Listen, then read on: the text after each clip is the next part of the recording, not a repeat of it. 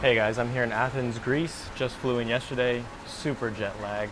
Been sleeping all day, finally got out of the Airbnb and trying to make the most of it before I take the ferry over to Ios, another Greek island. But hoping to do some sightseeing in Athens and make some good videos. What I want to talk about today is the concept of doing a full value add where you go in and renovate every unit and essentially stabilize the asset, or when you buy something untouched, which is really rare these days, and really just prove out the concept. And proving out the concept could be doing anything from a 5% renovation, so doing 5% of the interiors, 10%, 20%, even half of them. So the questions here are, if that is your plan and you're going to actually sell the property as a value add, as your exit strategy, right? And why would you want to do that? Well, it's quite simple. The reasons why you'd want to do that is you are able to sell at a lower cap rate, right? Instead of selling at the market stabilized cap rate, you're actually able to sell at a compressed cap rate because of the upside or meat on the bone that you're leaving on the property. And that's huge because you didn't actually have to take the time, capital, and risk to go and fully implement that upside. You're leaving it there for the new buyer, and the buyer is essentially paying it all up front for you. Now, that's a current market dynamic that doesn't always exist. Many years ago, there was a time where actually value add traded at a higher cap rate than stabilized properties because there was an inherent risk with a value add property. Those days are long gone. Right now, we've got obviously the opposite. People are paying fair price for that future upside. But like I said, the market is so competitive that you really are getting paid fully almost for the risk that you are not taking.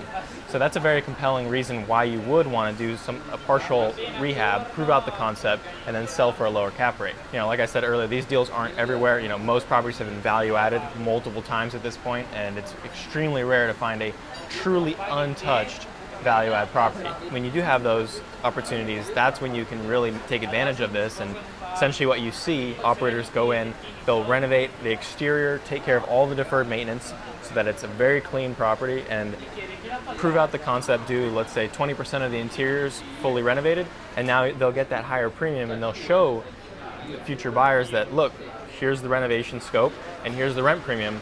It makes the easiest deal in the world to underwrite for the next buyer, and so they can get comfortable, they can get confident, and they can go and bid that lower cap rate or that higher price for the asset. The other reason why that this is good is you essentially can implement your business plan much faster, right? You can turn your capital quicker. Theoretically, if you came in there and only renovated 20% of the units, you would be able to sell in 12 months, 18 months, 24 months, and really juice up and maximize your IRRs. Now, one quick topic here I want to cover is what percentage is the optimal percentage to prove out the plan.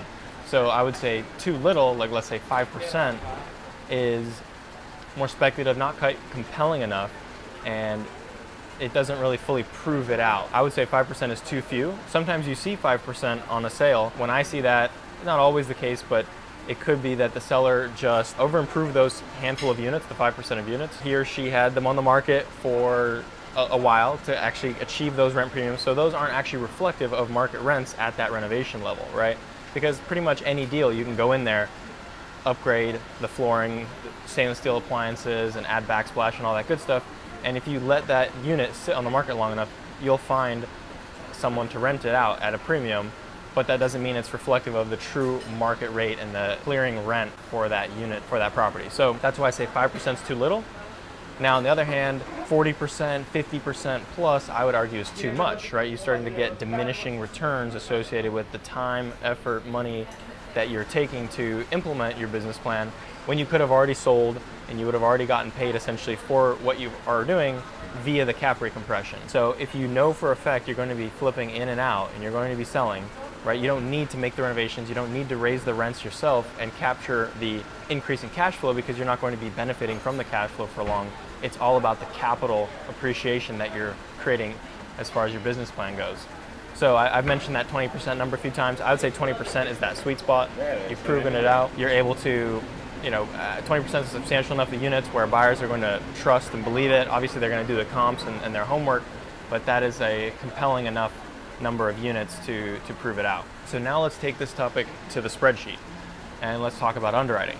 So you might say, oh, well, this, partial reno and then flip to value add is a very compelling strategy, and I agree with you. So maybe there's a chance that if you approach deals this way, and you underwrite them this way, you'll be able to actually pencil in higher returns and therefore be able to underwrite better and have an easier time buying deals. Surprisingly, that's actually not the case. When you compare the underwriting side by side, and let's say you were to do a 3-year hold and 20% of the renovations, which is conservative. Obviously, you'd be able to sell much quicker than 3 years if you were just coming in, handling the exterior, proving out the upside, and getting out.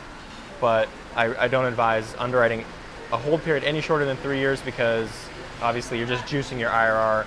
And maybe that's the issue of this conversation is you can't conservatively reflect this business plan in a 3-year hold period and really get the benefits of it because the benefit is that compressed timeline. But what I've seen is even if you do the 3-year flip and you underwrite a compressed exit cap rate, right? So if let's say the market cap rate is, or the exit cap rate that you could underwrite or should underwrite is 5.25, you might be able to do actually as low as 4.5 to reflect the value add that you're leaving on the property, just depending on what your deal looks like and the future upside. That 75 basis point cap rate compression can do a really big impact on your underwriting.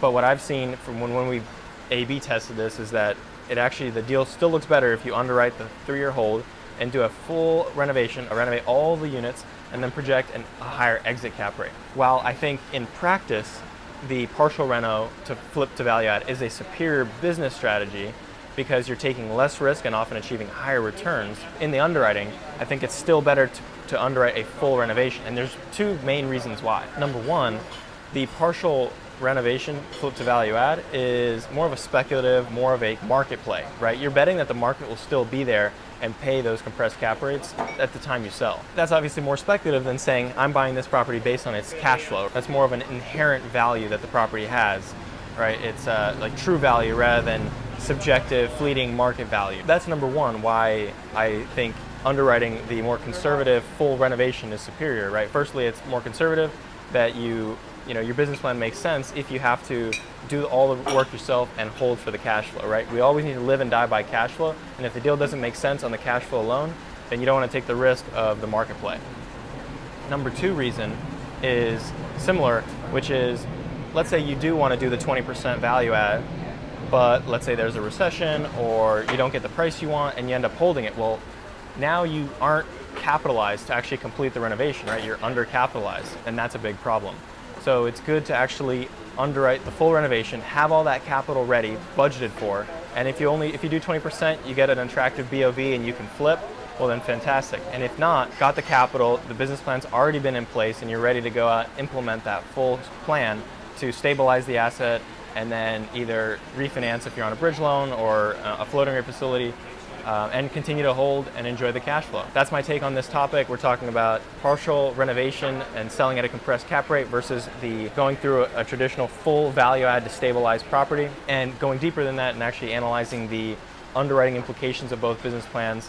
And like I said before, the strategy, which I believe is a very compelling strategy, but is not actually a key to underwrite more aggressively or successfully. Thanks for watching.